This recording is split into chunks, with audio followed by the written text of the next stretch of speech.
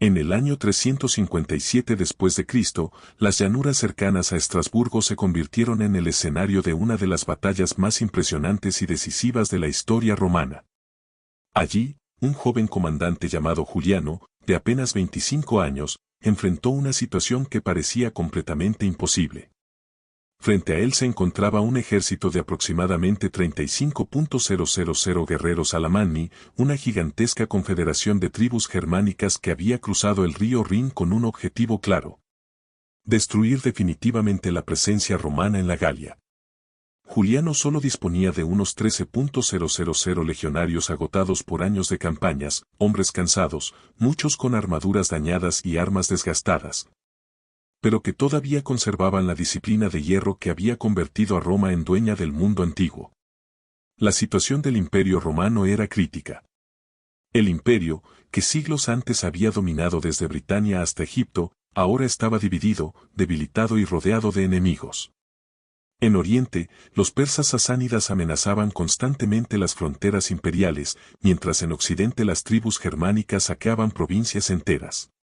La Galia, una de las regiones más ricas e importantes del imperio, estaba siendo devastada. Ciudades enteras habían sido incendiadas. Los campos estaban abandonados. Las rutas comerciales eran inseguras y miles de ciudadanos romanos habían muerto o sido vendidos como esclavos. Muchos comenzaban a creer que Roma ya no podía protegerlos.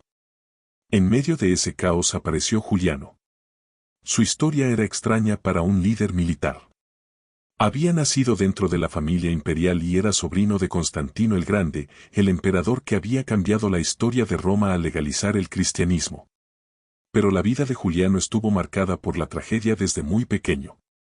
Cuando apenas tenía 6 años, gran parte de su familia fue asesinada en una sangrienta purga política ocurrida tras la muerte de Constantino. Juliano sobrevivió de milagro junto con su medio hermano Galo. Desde entonces vivió prácticamente aislado, lejos del poder y dedicado por completo al estudio. Mientras otros jóvenes nobles soñaban con la gloria militar, Juliano soñaba con convertirse en filósofo. Pasaba horas leyendo a Platón, Aristóteles y Homero. Estudiaba retórica, literatura griega y pensamiento clásico. Prefería las bibliotecas antes que los campos de batalla. Jamás imaginó que algún día tendría que comandar ejércitos y decidir el destino del Imperio Romano. Pero el destino cambió su vida de manera radical.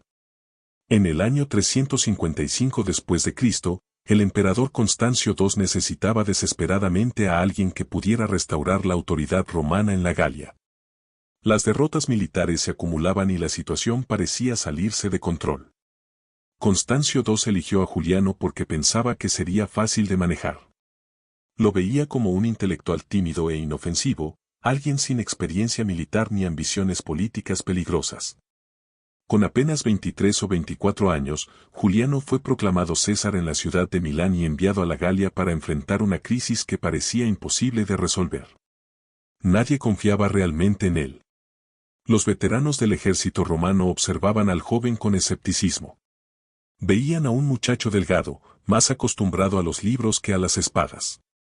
Muchos oficiales pensaban que no sobreviviría demasiado tiempo.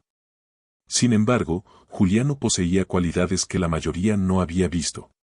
Tenía una inteligencia extraordinaria, una enorme capacidad para aprender rápidamente y una determinación absoluta. En lugar de comportarse como un aristócrata distante, decidió vivir junto a las tropas. Dormía en las mismas tiendas que los soldados. Compartía sus comidas. Marchaba bajo la lluvia y el barro junto a ellos. Escuchaba las historias de los veteranos y aprendía directamente de centuriones que llevaban décadas luchando en las fronteras del imperio.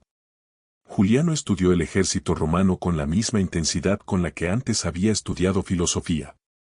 Aprendió tácticas militares, organización logística y estrategias defensivas. Observó entrenamientos, supervisó reparaciones de armaduras y comenzó a comprender cómo funcionaba realmente una legión romana. Poco a poco, las tropas empezaron a respetarlo. No porque fuera miembro de la familia imperial, sino porque demostraba compartir los mismos riesgos que sus hombres. Durante el año 356 después de Cristo, Juliano dirigió varias campañas exitosas contra tribus germánicas que saqueaban la frontera del Rin. Recuperó ciudades importantes y restauró parte de la confianza perdida en el ejército romano. Sus soldados comenzaron a verlo como un verdadero comandante. Pero la verdadera prueba todavía estaba por llegar. En el verano del año 357 después de Cristo, los Alamanni decidieron lanzar una invasión masiva sobre la Galia. Bajo el liderazgo del poderoso rey Clodomario, miles de guerreros cruzaron el Rin y avanzaron destruyendo todo a su paso. Su objetivo no era simplemente saquear. Querían expulsar definitivamente a Roma y establecerse permanentemente en las fértiles tierras galas. La noticia llegó rápidamente a Juliano. Muchos de sus oficiales recomendaron retirarse o esperar refuerzos. La diferencia numérica era enorme. Enfrentar a casi 35.000 guerreros germánicos con apenas 13.000 soldados parecía un suicidio militar. Pero Juliano entendía algo fundamental: cada día de retraso significaba más ciudades quemadas, más civiles asesinados y más confianza perdida en la protección romana. Por eso tomó una decisión extremadamente arriesgada.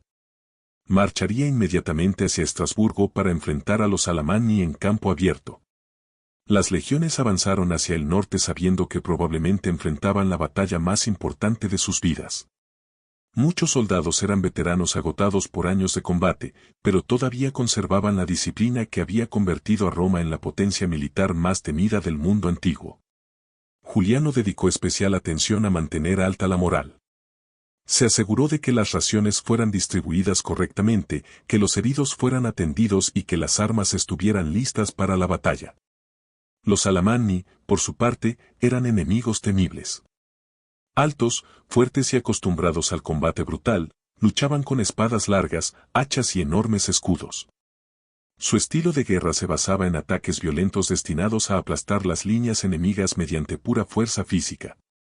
Su rey, Clodomario, era famoso incluso entre los romanos. Había logrado unir múltiples tribus germánicas bajo un solo mando, algo extremadamente raro entre los pueblos bárbaros. Cuando ambos ejércitos finalmente se encontraron cerca de Estrasburgo, Juliano reunió a sus comandantes para un último consejo de guerra. Algunos oficiales seguían insistiendo en evitar el combate directo, pero Juliano mantuvo su decisión. Comprendía que la única posibilidad de victoria estaba en utilizar la superior disciplina romana en una batalla organizada. La noche antes del enfrentamiento, Juliano hizo algo que impresionó profundamente a sus tropas. Caminó personalmente por todo el campamento romano hablando con soldados comunes. Compartió comida con ellos, escuchó sus historias y les recordó por qué luchaban. No peleaban solo por Roma. Peleaban por sus hogares, por sus familias y por la supervivencia misma de la Galia romana. Al amanecer del día siguiente, las legiones formaron en orden de batalla. La infantería pesada ocupó el centro, mientras la caballería y las tropas auxiliares protegían los flancos. Frente a ellos, los Alamanni comenzaron a avanzar como una gigantesca ola humana. Miles de guerreros germanos gritaban y golpeaban sus armas contra los escudos para intimidar al enemigo. El ruido era ensordecedor. Sin embargo, las legiones romanas permanecieron inmóviles y en silencio absoluto, esperando las órdenes de Juliano.